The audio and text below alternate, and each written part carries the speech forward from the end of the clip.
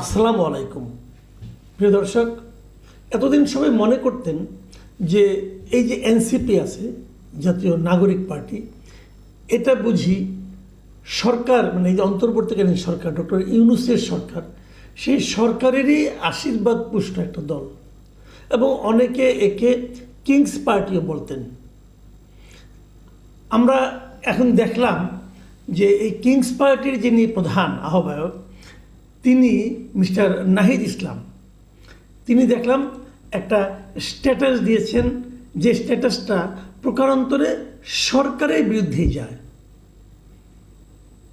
এবং তিনি বলেছেন যে মিস্টার মাহফুজ আলম, যে নাকি এই নাহিদ ইসলামের গত জুলাই আন্দোলনের যিনি সহযোদ্ধা, এবং ডক্টর ইউনূস যাকে পুরো আন্দোলনের মাস্টার মাইন্ড হিসাবে যুক্তরাষ্ট্রে একটা খুবই হাই লেভেলের মঞ্চে সবার কাছে পরিচয় করিয়ে দিয়েছেন, সেই মাহফুজ আলমের পক্ষে, এবং যেটা সরকারের বিরুদ্ধে যায়, এবং মাহফুজ আলমকে যথেচ্ছ ব্যবহার করে এই সরকার এবং উপদেষ্টারা এখন মৃত্যুর মুখে ঠেলে দিচ্ছেন বলে নাহিদ ইসলাম অভিযোগ করেছেন, এবং উনি তার নিজস্ব ফেসবুকে এই পোস্টটা দিয়েছেন।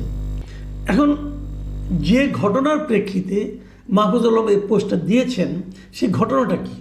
সেই ঘটনাটা হলো যে মাহফুজ আলম, উনি তো আমাদের তথ্য সম্প্রচার বিষয়ক উপদেষ্টা, উনি ইংল্যান্ডে গিয়েছিলেন, এবং লন্ডনে শুক্রবার দিন স্থানীয় সময় সন্ধ্যায় 7টার দিকে উনি সোয়াজ ক্যাম্পাসের পেছনের রাস্তা দিয়ে, মানে হাই কমিশনের গাড়িতে বের হচ্ছিলেন, এবং সেখানে উনি যে গাড়িতে ছিলেন সেই গাড়িতে ওখানে আগে থেকেই স্থানীয় আওয়ামী লীগের লোকজন জড়ো হয়েছিল, এবং তারা সেখানে ডিম নিক্ষেপ করেছেন। গাড়ির কাছে কিন্তু ওনাদের ডিমগুলি যে লেগেছে, এই ধরনের ভিডিও কিন্তু আমরা দেখেছি, এবং এই ভিডিওগুলোর বিচিত্র এই কারণে বলছি, এই ভিডিওগুলো আওয়ামী লীগের লোকজন যারা, তারা এটা ফেসবুকে অথবা বিভিন্ন সোশ্যাল মিডিয়ায় পোস্ট করে এক ধরনের উল্লাস প্রকাশ করেছেন। আবার বিপরীত দিকে যারা এই সরকারের যারা সমর্থক অথবা এনসিপির যারা সমর্থক, তারা এটা মানে পোস্ট করে তার সঙ্গে আওয়ামী লীগের যে ফ্যাসিবাদী আচরণ, সেই আচরণের কিছু নিন্দা করেছেন। এটা হতেই থাকবে, কারণ আওয়ামী লীগের এখন যে যুক্তি, আওয়ামী লীগের যুক্তিটা কি? তাদের বক্তব্যটা হলো যে আমাদের তো তোমরা রাজনৈতিক কর্মকাণ্ড বন্ধ করে দিয়েছো। কোথায় বন্ধ করে দিয়েছো? দেশে। তো বিদেশে বসে আর আমরা করবো এগুলো? তোমরা তো আমাদের কথা বলতে দাও না।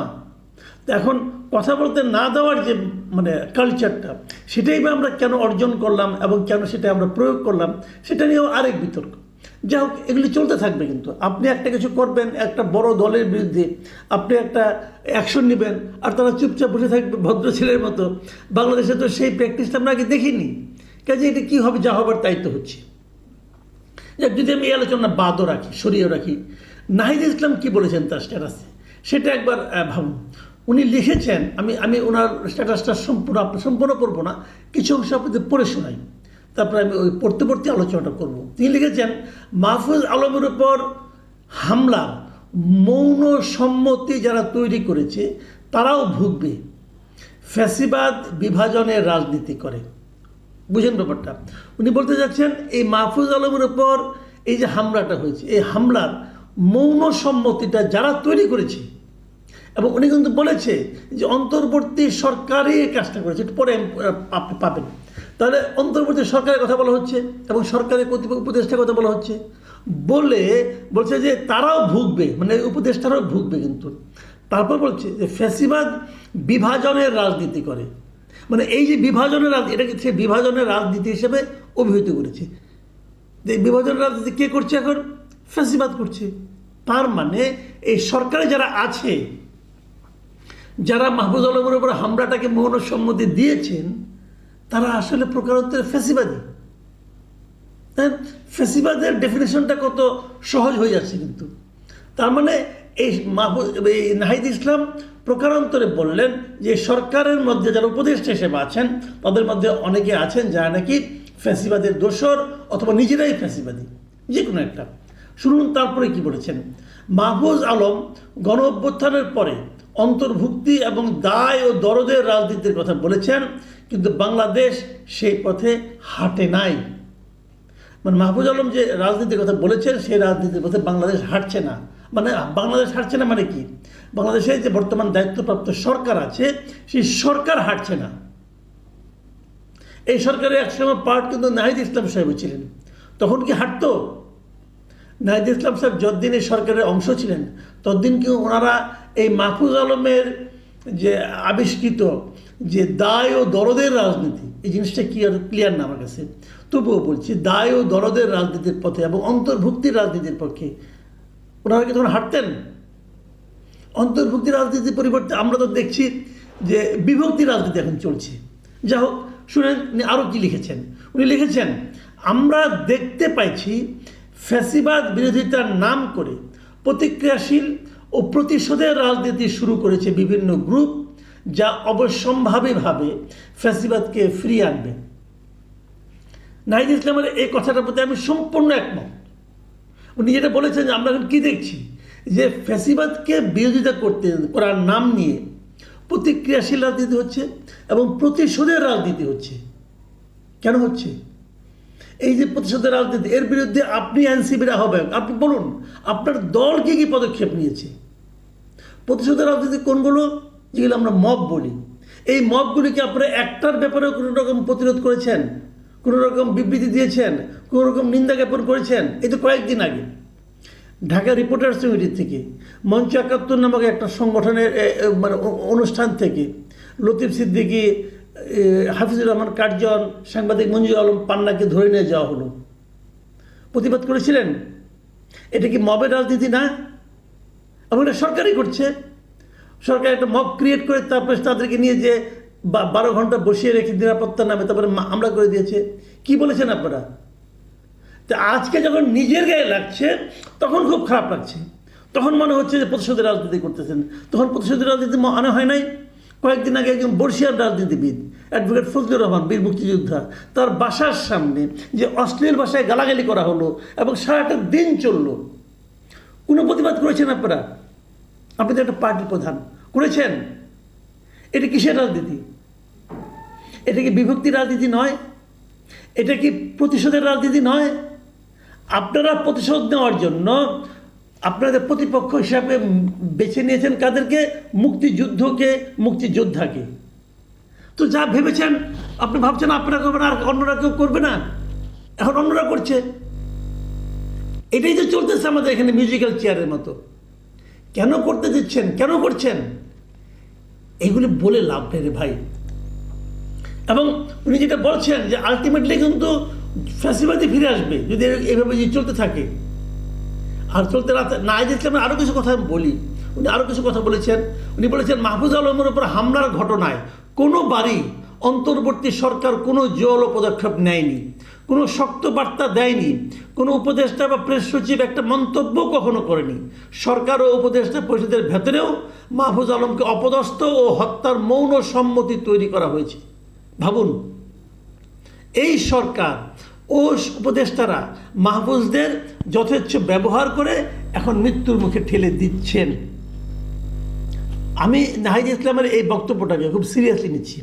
আমি মনে করি এই বক্তব্যের এই যে অভিযোগ, এই অভিযোগের জবাব যদি সরকারের যদি আত্মসম্মান থাকে, এই সরকারের মধ্যে যদি মিনিমাম ব্যক্তিত্ব থাকে, তাহলে এই সরকার তার জবাব দিবে। আমার মনে হয় না এই সরকার খুব ভালো জবাব দিতে পারবে। আমি এই যে রিপোর্টটা পড়লাম, এটা আমি নিয়েছি বেসিক্যালি প্রথম আলো, দৈনিক প্রথম আলো থেকে। প্রথম আলোর এই রিপোর্টের নিচে কিছু মন্তব্য আছে, আমি মাত্র দুটো মন্তব্য আপনাদের পড়ে শোনাবো। আমি নিজে খুব একটা মন্তব্য করতে চাই না। দুটো মন্তব্যকে, প্রথম যে মন্তব্যটা নিচ্ছি এটা আজকেই বেলা 1:46 করেছেন আননেমড ইউজার, মানে তার নাম প্রকাশটা করেননি উনি। উনি লিখেছেন, আপনারা দুনিয়ার যেখানেই যাবেন সেখানেই এরকম ধাওয়া খেতে হবে। আপনারা দেশের যে ক্ষতি করেছেন মানুষ ক্ষমা করবে না। বোঝা যাচ্ছে একটা পক্ষের লোক এবং এই সরকারকে তারা পছন্দ করছে না এবং সরকারের পার্ট হিসাবেই তিনি নাহিদ ইসলামকে বিবেচনা করছেন। কাজে আপনারা বলতে উনি নাহিদ ইসলাম এবং সরকার উভয়কে বুঝিয়েছেন। এই যে মন্তব্যটা, এই মন্তব্যের আরেকজন লোক জবাব দিয়েছেন, উনিও আননেমড ইউজার।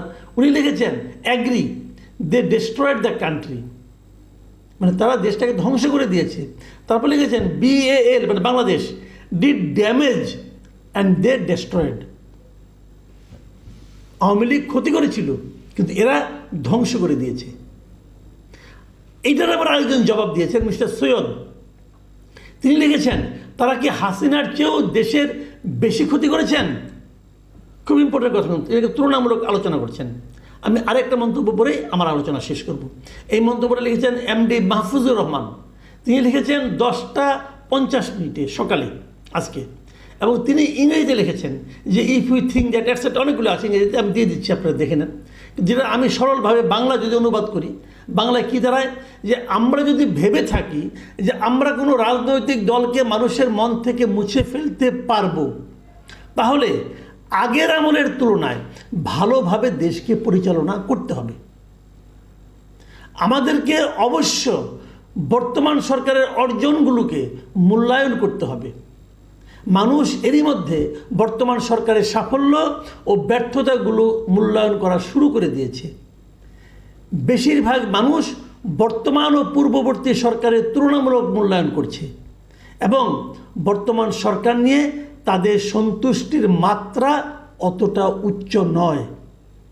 অর্থ কী হলো ভাই? অর্থ হলো এটাই যে আপনি যদি আগের সরকারকে ফ্যাসিবাদী বলেন, তাদেরকে মানুষের মন থেকে মুছে ফেলতে চান, তাহলে আপনাদেরকে এমনভাবে দেশ চালাতে হবে যাতে নাকি মানুষ মনে করবে যে আগের সরকারটা আসলেই খারাপ ছিল। যদি আপনি তাদের চেয়ে খারাপভাবে চালান, তাহলে মানুষ মনে করবে আগেরটাই ভালো ছিল। কি করছেন আপনারা? এবং এই যে নাহিদ ইসলাম যে কথাগুলি বলেছে, এই কথার জবাব তো আমি সরকারের কাছে চাই। সরকার এই প্রশ্নের কি জবাব দেবেন, নাহিদ ইসলামের অভিযোগের কি জবাব দেবেন আমি জানি না। তবে আমি এটাই বলবো, দেশ যেভাবে চলছে মানুষ কিন্তু তুলনা করতে শুরু করে দিয়েছে। আল্লাহ হাফেজ।